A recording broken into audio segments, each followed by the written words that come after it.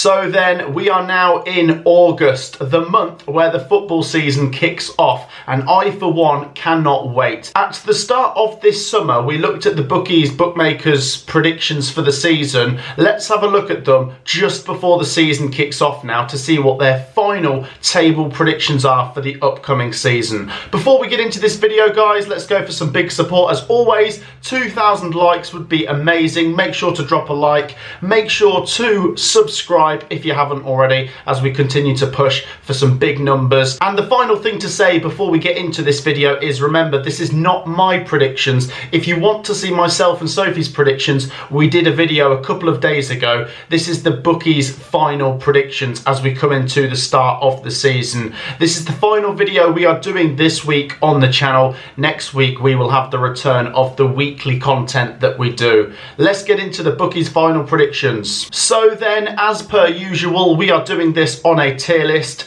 You got the top 4, the top 8, 9th to 13th, the teams above the bottom 3 and the teams in the bottom 3. We've got all of the badges across the bottom here, and we're going to go through it probably from top to bottom and put them in order.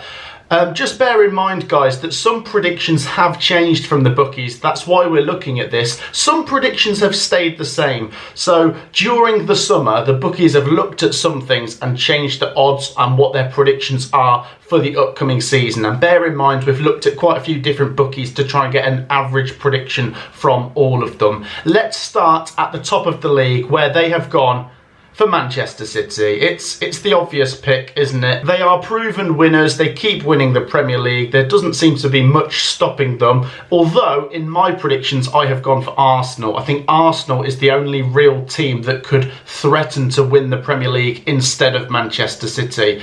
Now, I have addressed this before, but what's quite interesting with Manchester City is they have the strongest odds to go and win the league, but they also have stronger odds than Arsenal and Liverpool to get relegated. And that is of course because of the 115 charges that are lingering over them, although I have given my opinion that I don't think that will come into play this season. I think come the 25-26 season we might see something coming of that.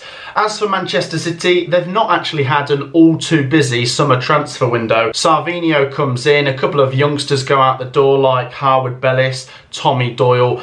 I think ultimately they've already got enough good players and a great manager to be considered the favourites, so it's understandable from most bookies. Second place, we've got Arsenal. Arsenal have to be up there. I would be surprised if this wasn't the top 2 next season. I'm not saying it's impossible that someone might get in there out of nowhere, but the history of the last couple of seasons is starting to tell us it's Manchester City and Arsenal for the Premier League title, and Man City have been winning it. Can Arsenal finally do it this year? Of course, Arteta is there. He is building something. Not a lot of activity right now. David Raya's come in. Quite a few other players still linked with a move to Arsenal. A couple of big names. So are they primed to challenge for the title again? The Bookies have put them in second place.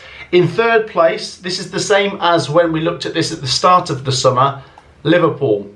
Liverpool's a difficult one. If I'm being honest, I think after the top 2, it's really difficult predicting from 3rd to 8th. There's 6 teams there that there's not a lot between. I personally have put Liverpool 3rd, and the Bookies are going with Liverpool 3rd. They've pretty much got the same quality team from last season, but it's a different manager. Now, I think most of us regard Klopp as a big success at Liverpool, considering where he took them from to where he's left them. Will Slot be able to take them any further? I think a lot of people probably expect in the first season a bit of a build and a transition, but who knows? Weirder things have happened. Could a manager come in out of nowhere and take them to the very top? I think most Liverpool fans would be happy with retaining in 3rd place though, and that is what the Bookies have gone for. Once again, not a lot of transfer activity for Liverpool.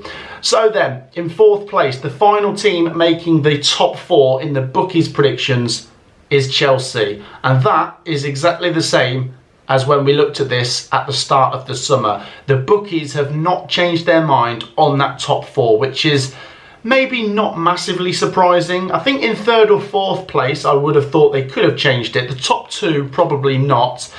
Chelsea, they've had a fair bit of business. Obviously, they've got a new manager with Maresca. They've got Kiernan Dewsbury-Hall. They've got Kellyman, Renato Vieira, Tosin Adebayo. As we've mentioned, a couple of players like Omari Hutchinson and Maatsen going out the door.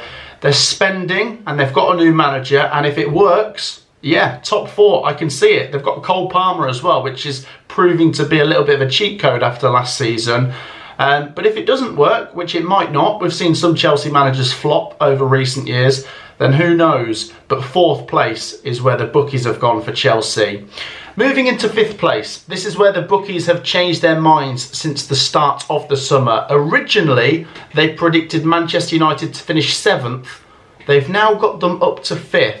And that's probably a bit down to some of the transfer activity. We have seen them spending money on Lenny Yoro and Joshua Zirkzee. At this moment in time, I think Yenny Loro's on crutches. So I don't believe he will be starting the season unless there is some kind of rapid recovery. We've seen a few players going out the door as well. Maybe those players like Martial could be referred to as deadwood right now. So possibly exciting times for Manchester United coming into the new season. But I will always reserve my judgment on Manchester United. I just don't know if I can trust them. The bookies are trusting them to finish 5th though. In 6th place, this team is staying the same. Tottenham Hotspur. The bookies have not moved Tottenham. They think they'll be in the Europa League places again. Of course, last season Tottenham finished 5th. Going into next season, they will be playing Europa League whilst competing in the Premier League. And it's difficult. Myself and Sophie found Tottenham drawing the short straw in 8th place. Ultimately, when you have to predict this top 8, they can't all be in the top 6. There's 8 very good teams here, and at least 2 of them are not going to finish in the top 6. So they've gone with Tottenham to finish in 6th place. Tottenham's business includes Lucas Bergvall and Archie Gray coming in. I do like the look of Archie Gray. Very impressive at Leeds. Could he be really good in the Premier League with Tottenham potentially? Time will tell, but the bookies have Tottenham in 6th. So then it does mean that they have got Newcastle and Villa missing out on the top 6. Let's start with Newcastle. Newcastle United were originally predicted to finish in 5th place when we looked at this at the start of the summer.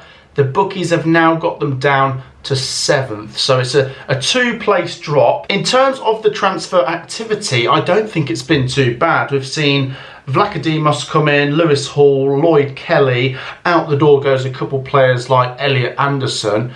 I don't think the business has been too bad, and if they've got all of their players fit come the start of the season, they could be quite good. I think Newcastle United were a team that struggled with injuries last season. Maybe that comes down to have they got as big a squad depth as some of the other teams here. Maybe the logic in Newcastle dropping a couple places is just down to the fact they might think Manchester United's transfer activity has been a bit better. Potentially, I'm not sure, but they've got Newcastle in 7th place, and that does mean the bookies are going with Aston Villa in 8th, and this, for me, is their worst prediction. But I will add the caveat that it's very difficult to predict who's going to finish 8th. When myself and Sophie predicted Tottenham to finish 8th, everyone was going, oh, that's a terrible prediction. Some people have seen predicting Newcastle to finish 8th. Some people are saying that's a terrible prediction. I will repeat myself. If you're going to predict this top 8, at least 2 of these 8 are not getting in the top 6. I think it's very, very competitive. So let's talk about Villa. I think this is a big surprise because they were easily a top 4 team last season. They deserved it. Yes, they will be playing Champions League football, but their team looks better. Their team looks better. So I think it's a little bit lazy to just say because they're playing a bit more of a difficult competition, they'll do worse in the Premier League quite badly. No, I mean look at the business. Amadou Onana, Maatsen, Archer, Philogene, Dobbin, Barkley. That's a lot of good players, and I would go as far as to say Aston Villa's business has probably impressed me the most in the Premier League, at least in the top 3. We maybe could do a video where we assess everyone's transfer business, but I would put Villa top 3. So that's the top 8. Share your thoughts, guys, and feel free to share your predictions with your 1 to 8 for that top 8. You never know, you might have someone come out of absolutely nowhere to finish in that top 8, and could that be a team like Brighton, who the bookies have got to finish 9th? Last year Brighton finished 11th, kind of dropped off it a little bit and it kind of fizzled out. Obviously they got a new manager this time, De Zerbi went, and they've got Hertzler in. At the start of the summer, the bookies had them to finish 9th, and they've stuck with that. They still think Brighton will finish 9th. I must admit, if I'm going to give credit to Aston Villa for going out and attacking this transfer window, then I must also give credit to Brighton. Brighton have been bold. They've spent quite a bit of money. We've seen them bringing in Minter, UEFA, Osman, and this is not usually their strategy in a transfer window. I think they're being really bold. I can't be sure that it's going to pay off, but if it does, then fair play to them. But they're being bold, and I like that. On to 10th place next then, and we've got a team that has moved one place up the table, which is Crystal Palace, who were backed to finish 11th when we looked at this a couple of months ago. The bookies have got them in 10th place now. I personally think they might finish 9th. That's what I predicted. If the top 8 stays as the top 8, I think it's a really competitive battle to see who might finish 9th and 10th out of Brighton, Palace, West Ham, Bournemouth, possibly Fulham. There's some really strong mid-table teams here that there is very little to separate. I think there's lots of cause to be optimistic for Palace coming into this new season. Of course, Elise's gone. That's the bad news, but the good news is they got a bit of money for him and they've been pretty active in the window. Players like Chadi Rehad could be really good. They've still got Eze, and I do like Glasner. If he carries on from where he left off, then they could challenge for the top 8. Into 11th place are West Ham United, dropped down from 10th in the bookies' predictions here during the summer. They originally had them from 10th, they've now got them 11th. At the moment we're recording this, it looks like West Ham could be signing Somerville from Leeds United in the region for about 25 million. Now that right now is speculation. It might not happen, but that would be a really good bit of business in my opinion. On top of that, West Ham United have brought in Kilman, Guilherme, Wes Foderingham, the goalie as well. Not bad business, and of course a new manager as well. So difficult to say if it'll pay off with Lopetegui, but if you go off what he did at Wolves, I think there is cause to be optimistic at West Ham as well. Into 12th place next, and we've got a team that have stayed the same in the bookies' predictions, Bournemouth.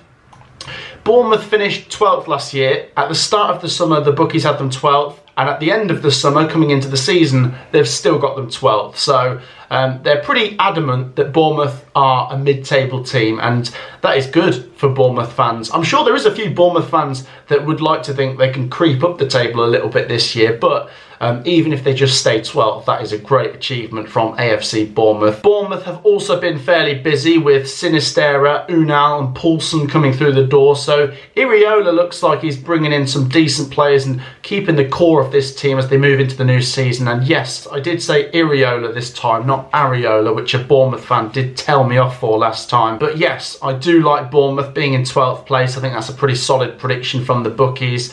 On to 13th, the final team in this category. They've got Brentford, who have moved up the table. Brentford were originally forecast to finish 15th in the bookies' predictions. They finished 16th last year. They've now got them up to 13th. So the bookies are liking a bit of Brentford. They think they will improve. Difficult. I feel like Brentford really could go either way. Plenty of people do think they might go down this year. Plenty of people. Because last year was such a steep decline that if they even just drop 2 more places this year, they fall into the bottom 3. It could so easily go the other way though. They've got a good team. They've still got most of their good players there. Thomas Frank on the whole has been doing a good job there. So yeah, I could see Brentford finishing 13th. That's what the bookies have gone for. But I can also understand why some people have some reservations. Let's move on to the next category then. If you look at the bottom here, we've got 7 teams, and that's who the bookies think will be the bottom 7. The question I want to ask you is, how many teams do you think will be involved in the relegation battle? And by that I mean have a credible chance of going down, because there's some teams that might start slow, but they'll be fine. Do you know what I mean? So I personally think maybe 6 teams are involved. At the moment, we're looking at the bottom 7 here for the bookies, so let's move into their predictions. In 14th place, the bookies have gone with Fulham, who have stayed 14th in the bookies' predictions here. Yeah, relatively safe bet. Not a lot of activity we spoke about last time, although they have brought through Smith Rowe, and maybe they're starting to get their business done towards the end of the summer. Yeah, I would be surprised if they're anywhere lower than this, really. I think in my mind, 14th or 15th is probably as low as they might go. They do play on the opening day, don't they? They play Manchester United, so I think that could be a really good game. We will see what happens in that one. But yeah, once again, I think one of the key things with Fulham is they've got a manager who knows what he's doing, been there a few years, so Marco Silva, a safe pair of hands, I think we can say. 15th place, the bookies are going with Wolves, who have dropped 2 places in their predictions. Originally had them in 13th place, they've now got them in 15th. I think I've predicted them to finish 13th, so I've got them higher than the bookies have now. We've spoken about their business with Rodrigo Gomez, Tommy Doyle and Pedro Lima. Out the door goes Max Kilman, of course. Still got a couple of their crucial players there, like Ike Nori at the moment. So we will see, but I think, once again, more than enough to stay up. And now we move on to the bottom 5. So the bookies have kept this 5 as their bottom 5 all the way through the summer. They have swapped a couple of teams about. So in 16th place, they're now going with Everton. Most bookies had Everton in 17th place at the start of the summer. They had them just surviving. They've now nudged them up 1 place. They've got them staying up a little bit more comfortably. Now, I got to see Everton in a pre-season friendly only a couple days ago. They lost 3-0 to Coventry, but it's pre-season. I won't say there's alarm bells going off just yet. And I really like Sean Dyche. I need to get that in there. I really, really like him. If there was any manager in this league that I'd go for a pint with, it's Sean Dyche. All day, every day. I like him. Coming into this season, yes, there is cause to be optimistic, because if there wasn't a points deduction last year, they would have had a mid-table season. But the bookies are just holding some reservations, and they're keeping them in the bottom 5 but staying up. So I'll cast that to the Everton fans to get some opinions. What do you reckon? And then we move on to the bottom 4, and in 17th the bookies have Nottingham Forest surviving. Just they've got Nottingham Forest doing it by the skin of their teeth again, which in a sense is good because they're not going down. But I tell you what, some of these Nottingham Forest fans' heart rates will be going all over the place if they're having to do it like this every season. The positives for Forest is they come into this season with a very, very low chance of getting hit with a points deduction again. Players relatively fit, a decent transfer window as well, and they come into this season with Nuno having had his own transfer window. So I think, although over the last couple of years Forest fans have felt positive coming into a new season, this has surely got to be the most positive they've felt. I think Forest haven't been in better shape than this in the previous 2 seasons going into the start of it. 2 years ago they needed players to gel. Last year I was a little bit sceptical about things off the pitch. This time round I feel a bit more confident, but the bookies have them only just surviving, so share your thoughts. Finally then, we come on to the bottom 3, and yeah, look, it might not come as a surprise, the bookies have gone for the 3 newly promoted teams. So they did this last year and it came true, so fair play to them. The 3 teams that came up last year went down. I think most bookies had the 3 teams that came up the year before to also go down, but they all stayed up. So although they might think they're playing it safe, I just think it's a bit lazy. Maybe if they just looked into things a bit more, they might be able to think, all right, we can back 1 team to stay up. But like I say, maybe they are just playing it safe. Let's go through it in order then. In 18th place, the bookies have Southampton. Southampton's business has been all right. Ronnie Edwards, Harwood Bellis, Flynn Downs have come in. Adam Lallana as well. I think they look okay. I mean, Sophie thinks they'll stay up. I think I had Ipswich to stay up.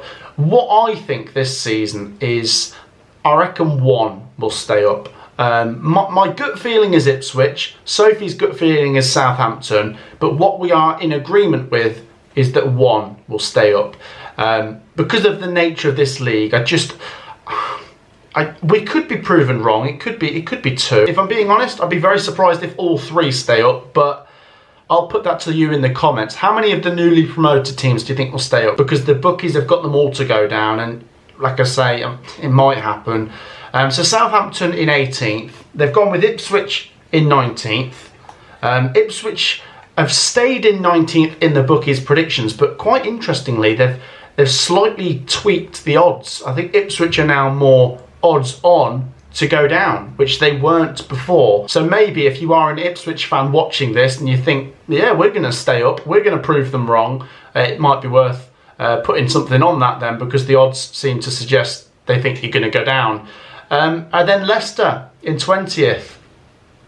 I just get a bit bored at this point with the bookies' predictions. I mean, I quite enjoy looking at the bookies' predictions. A lot of the time they can be really good, but with this, I just think it's a bit predictable. In terms of Ipswich's activity, of course, we've mentioned Jacob Greaves, Hutchinson, Delap, Murich, Ben Johnson. With Leicester City, Fatawu, Decordova-Reid, Okoli, and of course a new manager in Steve Cooper. We keep mentioning though with Leicester City, of course, the possibility of a points deduction, which is just, it's a bit annoying to keep talking about that when it hasn't happened yet. But I think there is a strong possibility it might happen, which is just really frustrating for the Leicester fans. But what I would say, if you're a Southampton, Ipswich or Leicester fan, is this can fuel you. You know, I sometimes tend to think it's better to not be backed to do something. I mean, I'm seeing quite a lot of people having high expectations for my team, Coventry, in the Championship this year, and I don't like it.